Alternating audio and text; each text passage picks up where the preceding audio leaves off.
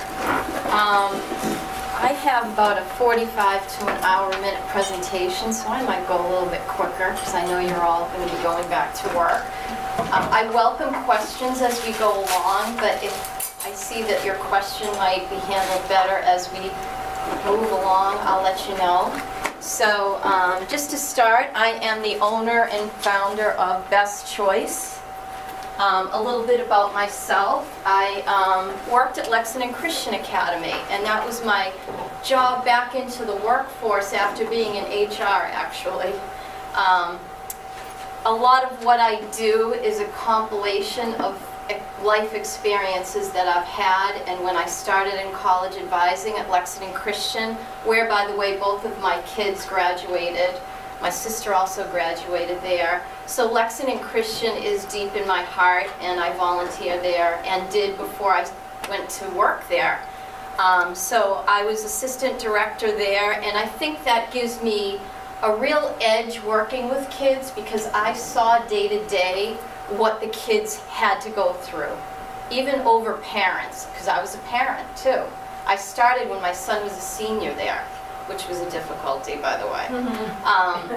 And you really need to see, you get to see the pressures that they're under between home, athletics or other activities, schoolwork, and their day-to-day, especially as they get older in high school. So I know what they have to do through the year, if you know what I mean, like when quarters end, when they do testing, and so forth, how to handle the relationship with a guidance counselor or the college advisor at the school.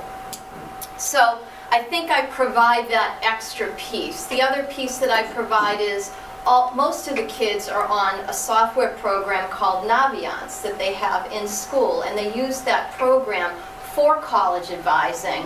Well, we did that at Lexington Christian, and not only did I know it, but I inputted most of the information, so I knew that program inside out. And you really need to know that because it links up with their Common App and so forth.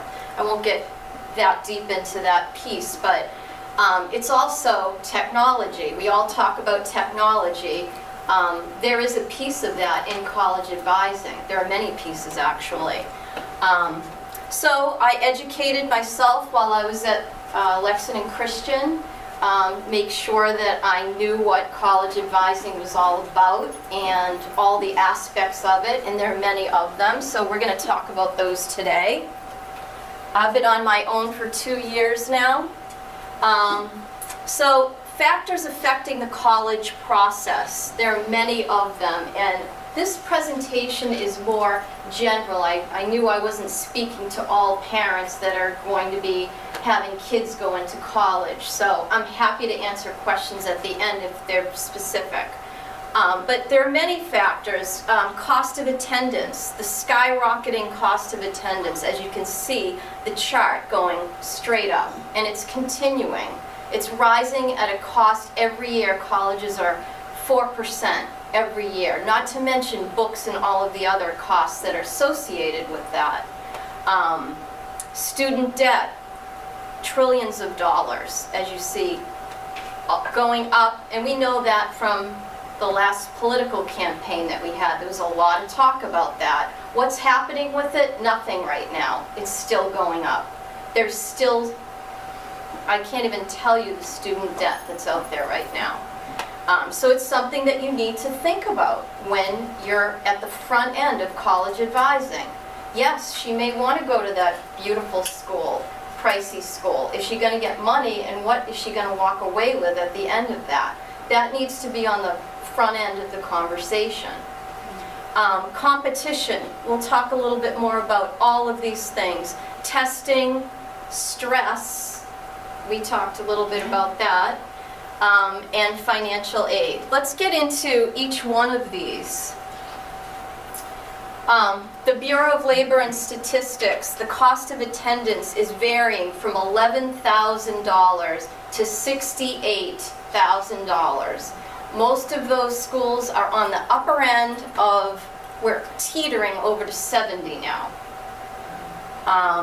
I don't know if that's shocking to anybody that's really not in this world, but it's a reality that I have to face every day when I have kids falling in love with schools, that when they graduate, that price point of paying back is frightening.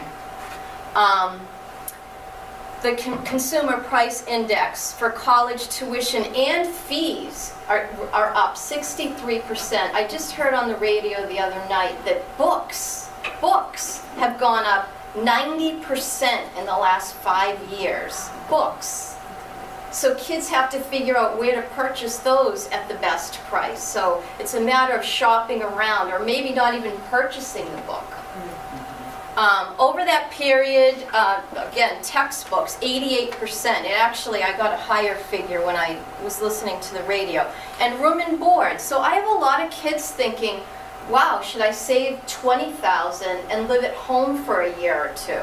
I mean, that is a reality that kids are thinking about now. I see the tides turning a little bit in the last few years as the prices went up so much, where not many kids would commute to college. And now I'm seeing a little bit of a turnaround there. Student debt, again, you know, I could go on about that, but I'm just giving you statistics about how much it's risen.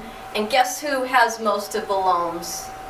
Not the kids, the parents. So that affects retirement issues, right? Where are you getting your money from too? Are you going to be living with your kids in the end? I don't know. It's something that you have to really think about. Competition. The kids are under so much competition. I can dare say that everyone in this room has not faced the competition that our kids are under. And that creates stress.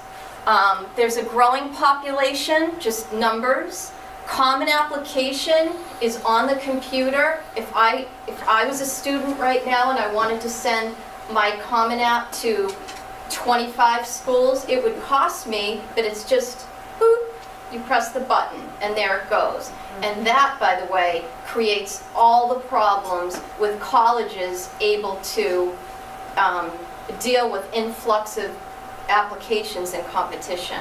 So, do all colleges accept Common App? Because I know that when there was, like, a lot of them did, but there were specific colleges that did not. You had to do their I would say that 85% accept Common App. Wow. Like, I have 1 or 2 kids that have their own application. Oh yeah, Common App is it.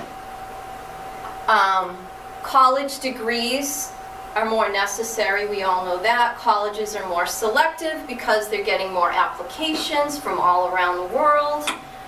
International students are here, and that is a full pay situation for colleges.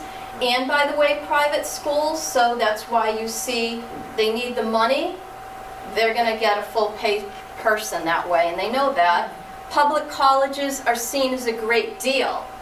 Well, UMass Amherst, great school. Everyone wants to go there because of the lower price point. So that has become a Northeastern in terms of selectivity. Yeah. So you can you already sense the factors that are happening? So this is Northeastern University, just for an example, so that you can see numbers. 27,000 applications. That says, is 45% admit rate in 2006 compared to 51,000 applications. So 2006 was before Common App. Now 28% admit rate. Plus, let's all say that Northeastern is a co-op school, so kids walk out with a job, right? That's also why it's very competitive. So return on investment, Northeastern. International applications, so now you're seeing, just for numbers' sake, 1,000, now you're at 9,000. Tuition 43 versus 27, that's gone up, by the way. International admit rates, just so that you can see numbers. I'm not a numbers girl. If you asked me to repeat them, I couldn't, but they're there. College testing, again, a big factor here. The SAT just changed its whole test. Just to let you know why they did that, it's because the ACT was cutting in on their business. This is business now. Cutting in on their business, they went to ACT, hired 3 of their top executives, had them make the test similar to the ACT. Now they're very two close tests, very similar. A little bit, there are nuances to it, but now more kids are siding with one or the other test. Before, the SAT was an East Coast test. The ACT, Middle and West Coast test. Now it's a 50-50 proposition. And I don't even want to tell you what it was like switching over those tests, getting the, they have to take a look at the numbers and decide, like, what is that now? What is that score? What is that going to look like? So they have to do all their statistics and number gathering. Colleges don't know what to do with it. So what they're doing is they're looking at the ACT score and trying to look at both tests and come up with a score. They'll get to that point, though. Test optional schools. Well, I would say about 5 years ago, some colleges were, well, even before that, there were some colleges that would say, we want to just look holistically at the student. We're not going to focus on test scores. Is that true? Not really. Some kids do not send test scores if it's a test optional school, but I have to do my due diligence looking at numbers and seeing, okay, really, how many did submit the scores versus your student that's not submitting the score. So you have to be careful with that idea. There are a lot of good schools that actually do, accept other factors in that student, and I love those schools. The schools that, not everyone's a good tester. There are multiple intelligences. And I love the schools that look holistically at the student, and there are many of those. But we have to be careful about when somebody comes to me and says, it's a test optional school, isn't that fantastic? Well, let's find out if it's fantastic, right? Let's look at the reality of it. Tutoring, should we? Probably. I am not a big proponent of let's test the kid every 3 months, because I don't think it's good mentally even for that student. But if there's a good test plan and they're going to go up a point and therefore get some money, merit money or scholarship, then we might do a little bit more testing. But I think everything in moderation. The 3 most important factors are grades, and that's what I always tell the kids. The bottom line is, the 4 years you're in high school, just think about your grades. Don't let anything take over that. That's the most important thing. Don't stress out about testing and all of the other factors. Think about your grades and the strength of your curriculum. Think about, yeah, I know you can get an A in English at that CP level, but maybe you could challenge yourself a little and go up. Be careful with that, because my view of that is kids are challenging themselves too much, and that's what I have to be concerned with. So strength of curriculum, I have to be really careful with that, because I would want to see their grades going down in other subjects while they're taking 3 or 4 AP classes. By the way, AP classes are college level classes. And they're all the same at whatever school you go to. They're managed because they're college level classes. So let's be clear about what that is. It's high school kids in 9th grade, 10th grade taking college level classes.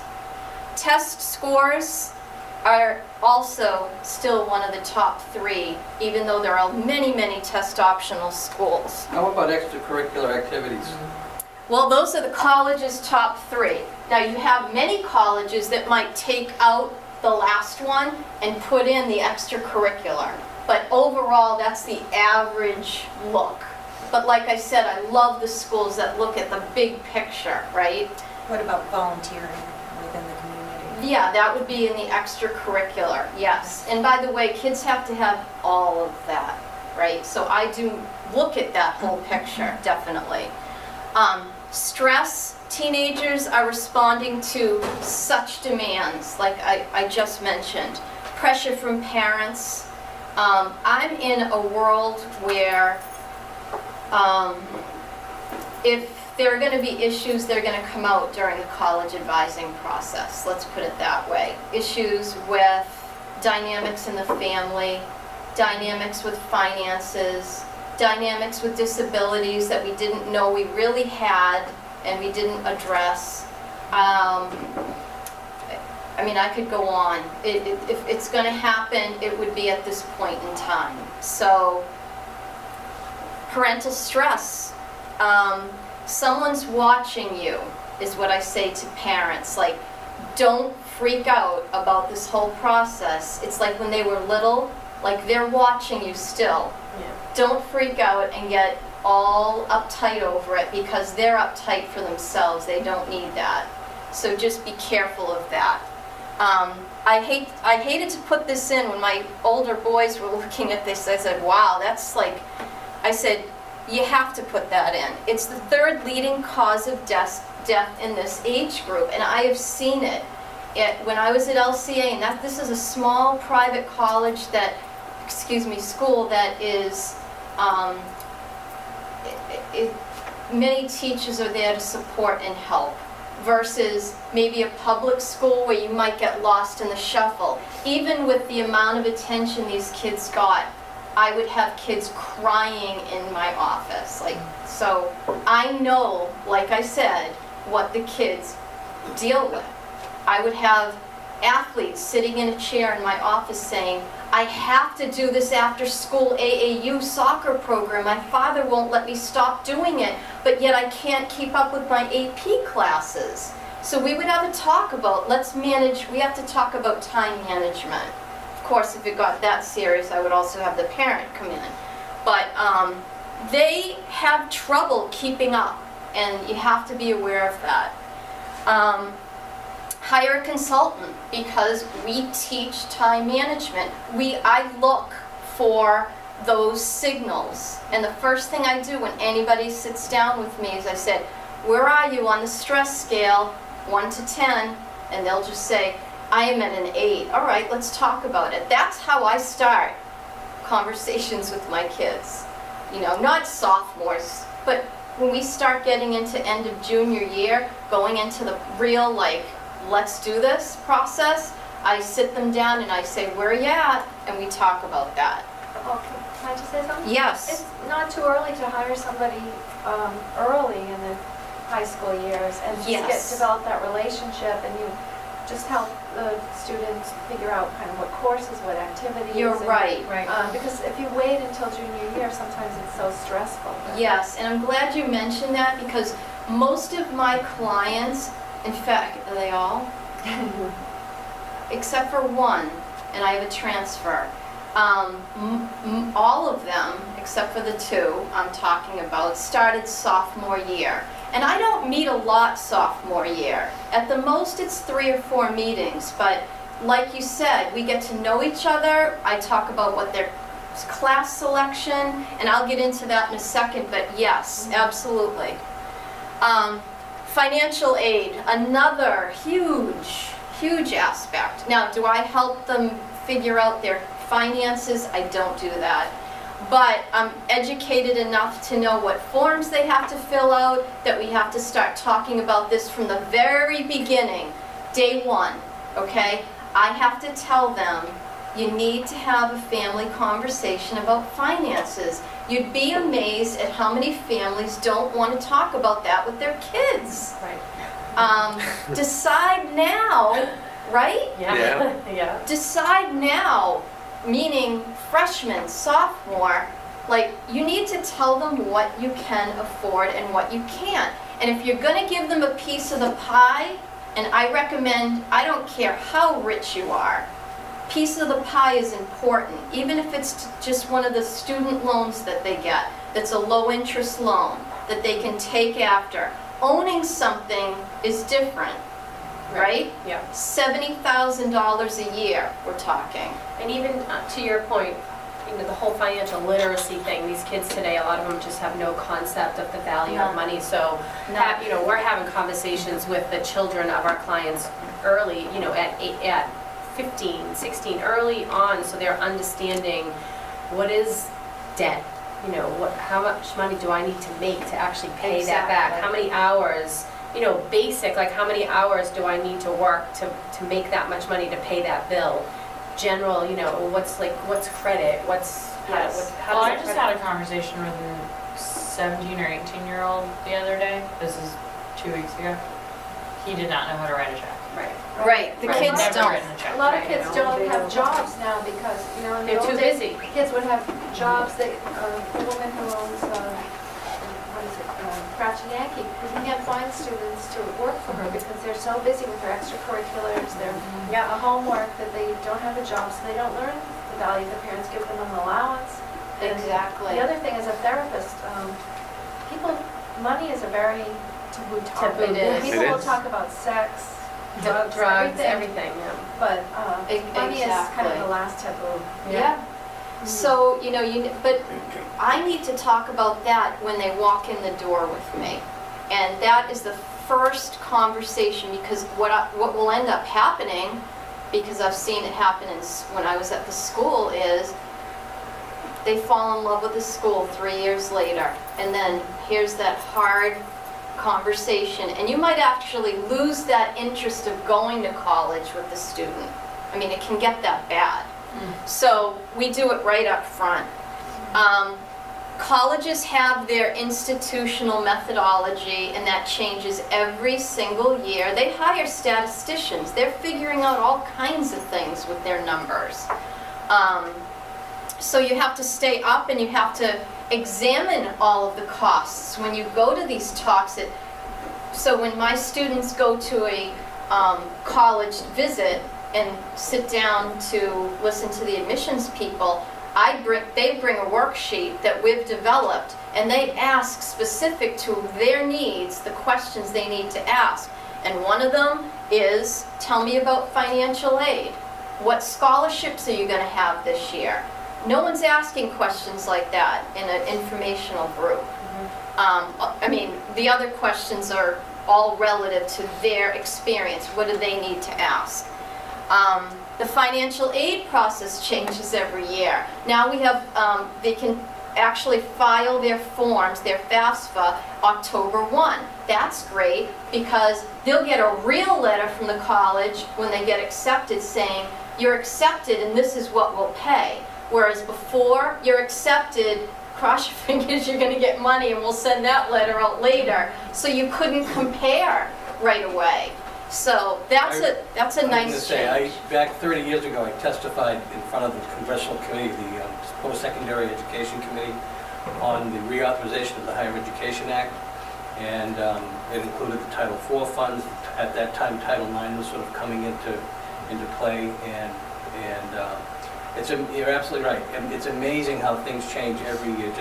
Just when you think you have it figured out, It changes. it changes. Yeah. And everything, like for instance, way back, and I don't know if they still do this, they used to include the equity in your parents' home as available resources. So in other words, they would want you to borrow against the equity in your home if that was available before they would consider. So it was all lumped in, and so there was the little things that you really have to pay attention to. Yeah, and like I said, every year it changes, so you have to keep up on these changes. I will say they're very good about letting you know what the changes are, but if you think you were a parent with one child and then 2 years later you think it's the same and I'm educated about that, you have to re-educate yourself about what's going on in the whole situation. And that's like why I have repeat customers with siblings. You would think I would educate one child and then you could go on to the next one, but It's different. absolutely not.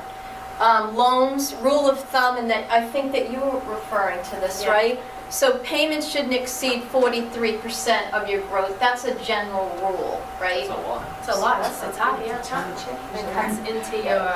cuts into your personal lifestyle Yeah. and stress level. So kids, when they're going to school, they have to think about what career am I thinking about? If they know, and what is going to be my post-graduation. So my background is also in HR, so I follow all of my kids. I follow them through college. I'm doing their resumes post-graduation. They're telling me, this is the job I got, these are the internships I got. And I just have to step back a little because Lexington Christian, I taught college advising, so we taught finance information. All these little nuances, they had classes in college advising junior and senior year. So our kids were educated about all of these little things. I would have a speech. Yeah. So now my kids, hold on, sit down, mock interviews, and they get all of my talks that I did at LCA as part of what I do. My How does husband always says, 529 money come into play here? to use for education, I'll let you. So it's part of the financial aid process, so you would indicate it, but the good thing is depending, if it's set up correctly, very little of it gets counted. So you want it to be owned in either, it would be ideal if it was not owned in your name as the parent, it was owned in like the grandparent's name, and then the child was the beneficiary, because then you don't have to include it on the financial aid. Yeah. If it's in your name, you have to include it, in a portion of it is, it's earmarked for college, so. That's why wealth management and saving for college, you think you're doing such a great job, but you have to see professionals at wealth management companies to find out, well, now what do I do with that money to avoid taxes and Right. implications around that. And merit money, that's mostly what I do for families, is I can look at the numbers. I mean, I can't be a magician, but there are processes that we can go through. There are net price calculators on all college websites, thanks to President Obama, so that you can get a good idea of what that student's going to get walking into the school. Not to the penny, but you can get a good idea about what that's going to cost, because you're putting the student's GPA in, test scores in, your finances in, the child's finances in, and then it will come up with, this is a good guess at what you'll be paying. Can I mention too, and maybe you can confirm this, in the old days, people would say your anticipated summer earnings, right? And then on the FAFSA form, For the Yep. student. For the student. for the student. Yeah, And they would take that whole amount and apply it to your ability to pay. Yeah. Not taking into account that you're going to spend some of that money over the summer. I always would suggest to people that your anticipated earning is zero. You don't even know if you're going to, because they will fill in a figure. If you put a zero in there, they're going to assume you're going to earn a certain amount of money over the summer. yeah. So, and I'm not saying to be deceitful, Right, but I mean, what if you fell down and broke your leg? You're not earning, am I wrong? right. No, you're correct. Yeah. Whatever I wouldn't offer up anything. Right, well, that's the point. I mean, a lot of Yeah. people say, well, I'm going to work, I'm going to earn $3,000, and they'll put that figure in. No. You know, and it occurred to me that people were really hurting themselves by sort of, and whenever it says anticipate, well, anticipate nothing. Yeah, you don't anticipate anything, and these are all done, via computer software programs where they fill out the FAFSA for October 1. It's a look back through the IRS to this year, 2016. So it goes right to the IRS tax forms and pulls numbers. So if that's a good thing, it's helpful, but yes, you offer up nothing. Can I add one thing? Yes. With the net price calculator, Yep. just keep in mind that a lot of what they say they're giving you for aid or whatever, a lot of it is loans. Loans are very Oh, different than absolutely. grants Yep. or scholarships or something like that. Yep. Loans have to be paid back. Right. So they give you this bottom line, and you say, oh, this is what it's going to cost me, but if Yeah, but so much of it is loans, Read it. you Yeah. have to know that you're going to owe that back. Yeah, right, So- subtract it out. I mean, Right, it's- there's details Right. behind what exactly it's going to cost you. Correct, absolutely. And the kids need to know that too. It's not just a parent education, it's the kids, because are you gonna let them graduate and then just say, here you go, you know? And what happens to the loan? If you've got to give them an education about, interest and loans and when does it pay and when does it start, all of that, it's all education. So these are the talks I want my parents to do with their kids. It's not my place, Right. right? But I have a conversation about, you need to think about it, and it would be good if you had your family conversation based on your family values, right? So yes, that's great. So how can I help? I stay current and informed. I belong to 2 major organizations. In fact, I'm going into Boston for one of the conferences. I travel to all the schools. Because I was at LCA, another benefit is they change over a lot, but I have a lot of reps that I know extremely well. I can pick the phone up at any college around here and ask questions and be confident that I'm getting good information.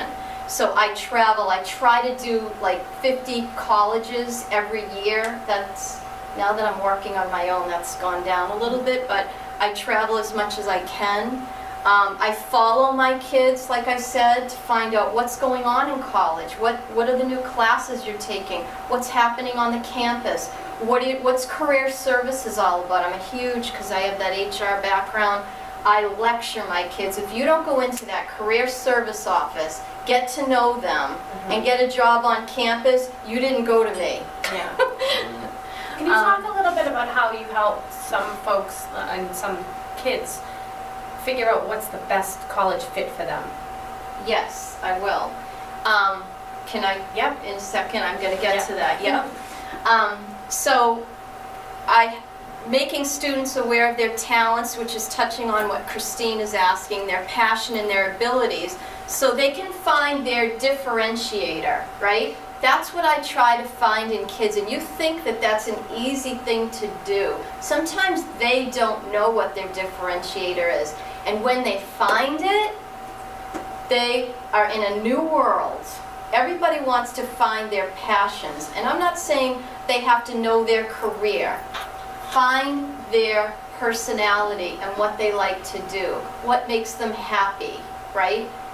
Their differentiator can make a whole new application, and that's what colleges want to see now. They don't want to see kids getting perfect SAT scores and perfect GPAs. They want to see a well-rounded student, and there are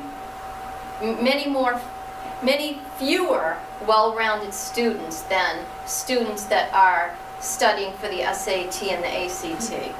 I try to reduce family stress as much as I can. I think if you talk to my families, they would say, yes, that is so true. And also, it's a student-owned process. I don't do the work for them. I don't write their essay. I won't write their essay. I help them with these things. But it's their voice, it's their work. And by the way, if you don't think a college can look at a touched essay over what they're getting for GPA and SAT scores with an essay part of that, they know what a fake is right off the bat. And they will right in the barrel. And I can spot it, by the way. If you do this enough, I can read an essay and I circle in red wording parent question mark, and I'm right all the time. When you say colleges are looking for well-rounded students, Yes. what does that mean nowadays? Because I think within the Lexington school system, you see a lot of parents who are saying, okay, I need a well-rounded student, so they're going to do music, they're going to do their APs, they're going to do extracurriculars, they're going to Stress, volunteer. right? Yeah. So But let's then go. they don't have time for a job, and when they get out of college, they don't have job experience, and people are like, well, I need Yeah, so job what do experience. the So it's colleges like- mean when you say well-rounded? Well, you know What what, do I you don't understand care that what to the be? colleges mean. I think it's particular to every student. Okay, I so I have- thought you were coming from the perspective of when you say that the colleges I were don't looking tailor for that. any kids to a college. I'm not going to do it. Some people want me to do it, and that's when I say, this is who I am, and this is what I'm about. I don't play up to test scores. You're going to have a lot of independent counselors. I partner with Summit Educational because they're a tutoring company that has the same feelings about testing that I do. Many testing companies will take a student in 9th grade and they're off to the races. Summit and myself The ACT and the SAT are based on what the kids are learning in school, okay? They're not going to do any better on a test. They're going to look at that test in 9th grade and say, oh my goodness, what the heck? Well, they didn't learn 3 years of the material that's on the test. So I guess what I'm saying is I look at each individual student. I love kids that have work experience. I have very few that have work experience. Very few. Very few. If I have a student that worked at McDonald's, I would do a cartwheel down the, because that's what they want to see. They want to see responsibility.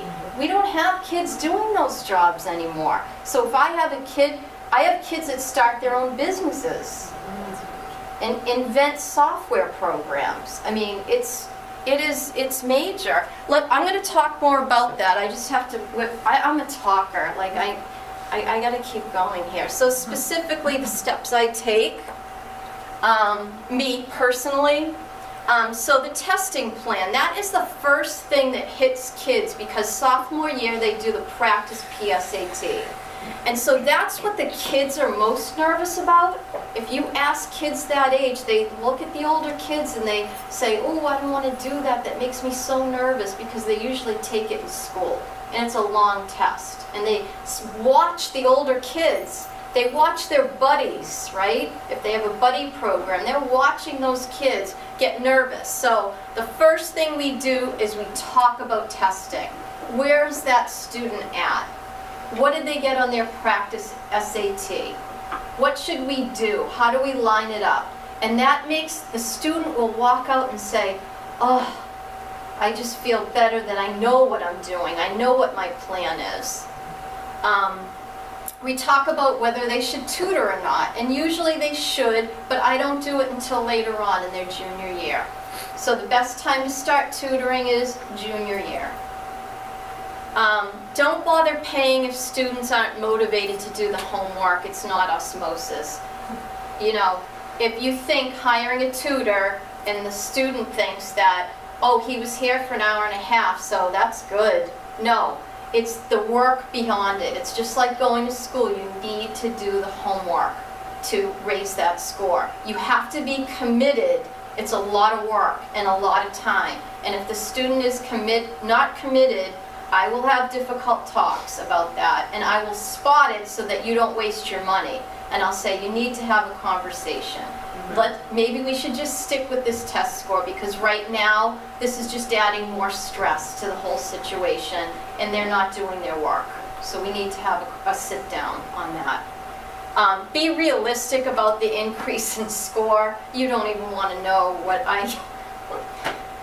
let's just use, like, so we're not getting complicated, like maybe the student got a 20 on their ACT and they want to go to a school, right? And the 27 is an average. No. Realistic is three points up. 4 points maybe, if they're so committed and probably took in something that they were doing out of the picture. It's usually on the weekend. So again, it depends on the student and their level of commitment, their level of motivation. You can't put a blanket statement on all the kids. They're all different. Did you ever get to a point where you recommend not going to college? Like a gap year or? They're coming to me for Post-grad. college advising, so gap years have come Like a up. CD, like, yeah, like a gap year? Yes, Yeah. but here's with the gap year, I've had maybe a handful of students do gap year. But first they get into school and ask for a deferment. So my process is the same, getting them in and then saying to the college, I'd like to take a gap year. Colleges love gap years, Yeah. by the way. I mean, I think for a lot of students, it's a great thing. I don't have a lot of it. I've had a handful of them. Because the reason being is, gap year is not sitting on your hands and watching TV and gaming. Right. And it's not working at McDonald's. It's really getting out in the world and either doing a committed job shadow, or Like a... experience, volunteer work. Yeah, but like, that's yeah. costly. Do you know how much those experiences cost? So that gets into a cost situation too. So unless they have a really good plan for gap year, it's not a good situation. But if they have a really nice plan that they're happy with, they can defer. But my process stays the same because they get into school and then defer. Yeah. And a lot of kids, I think, are not doing it because the trip abroad programs are so awesome in school now that they can take semesters off and do that at a lower cost. So those programs are so up and strong that, not always, but like I said, I've had a handful of, students doing that. And be conscious and aware of the GPA and the test score. So the kids need to know what they are. Sometimes the GPA is not even printed on their report cards and they don't even know what their GPA is. And that's why I get them in sophomore year. So I say, go to your registrar, print it off so we know what your GPA is. Do you know it? And then what is a GPA? They need to know those things because, again, they're not committed. They don't understand how that goes up, right? Assessments. I am huge on assessments. That's my psychology background. I have a little bit of master's in psychology too, and then I decided to do this. But I love personality assessments, and they are built in to that software program that I was telling you about that the kids use in school. But unfortunately, schools don't have the time to explain what these programs are. So half the kids don't even do the assessments. With me, they not only do the assessments, we go over what they are. What is this assessment about? Where do they come from? Why do we do personality assessments? You're going to see them in college, you're going to see them in the workplace, right? Yep. So we talk all about assessments. If they don't know themselves, this process is not going to work. It's not going to work. We're not going to find their best choice college, right? Or colleges. Naviance, again, they have a do what you are. That's a Myers-Briggs based. It's boiled down for students, and it's really good. I also have my own software program, so if kids don't have Naviance, I have my own assessments that I can use. Strength assessments, multiple intelligence assessment, learning style assessment. The learning style is awesome. Kids need to know how they learn. Do they like to study in bright light?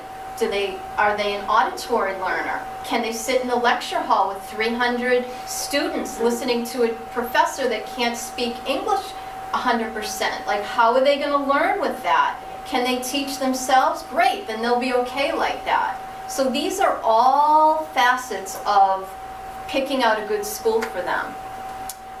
College-specific assessments that I give them, which is, where do you want to travel?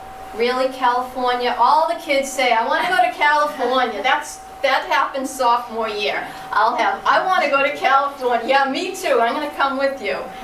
Or Florida. All that starts sophomore year. And then they get to see themselves, right? They understand, all right, let's really think about, that's a plane ride. That costs $200 to do. I can't drive home when I don't like the way the bathrooms are looking in the dorm. So we go over that, and things change. And then parent meetings, I have them throughout, but I'm mostly with the student. So I call the parent in when I do my report, which is made up of how did the assessments go, what did I learn about the student. And then we go into student research. So the college process, I think a lot of people are sitting there thinking she helps them with the essay and the Common App. Oh no. My assessment work takes a long time. We go over all of that. And then student research, if they don't research, how are they going to know where to go to look at a college? You don't just get in a car and say, I heard American's good in DC, let's go. No. We do the research, and I give them a worksheet, and they go online, and they look all this information up. We talk about it, and they grade the school, A to D. So we have a whole process about research. So we research, and then we visit. A lot of parents say, I'm gonna just take my kid to a school and just take a look at it. That's okay when they're a sophomore and they just wanna see what a campus is like, but if it's not specific to them, they're not gonna have the interest that you want for that, right? And then I get feedback, and then we get into list development after I meet with the parents. So the parents I rely on, and we meet together as a group. And then you get into the resume and mock interviews that I do. I know we're in a time crunch, so that's obvious. Enrollment strategy. This is a strategy. How to apply is a numbers game. It absolutely is. And by the way, if you think that you're going to get a lot of financial aid with that one, think again. That means I'm committing. I want to go to no, let's not use Harvard. I want to go to Bentley. We'll use Bentley. And I want to commit. Well, bye-bye financial aid. Because when you commit, the only way you can get out of that is if you financially cannot meet that demand. And everybody knows whether or not you can meet the demand because you filled out the FAFSA. And if you think you're going to get out of an ED commitment because the guidance counselor has to sign it, you're going to embarrass the high school too. Because they didn't educate you about ED and what that is and the level of commitment that it is. So that's something that we talk about a lot. And to be honest, committing to a school as a sophomore or a junior, I discourage that because I want them to walk on that journey. They're not mature enough to figure out at that age that they're going to commit to a school. This is a wonderful journey, and I make it fun for the kids.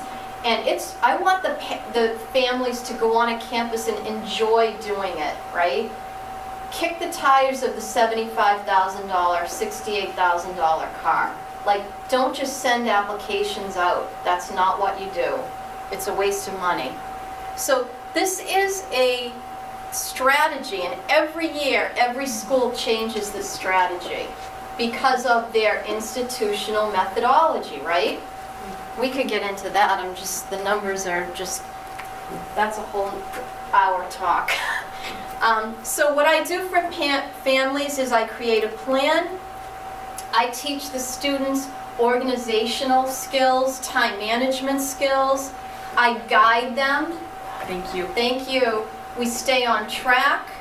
I reduce the stress, and we find best fit colleges, plural.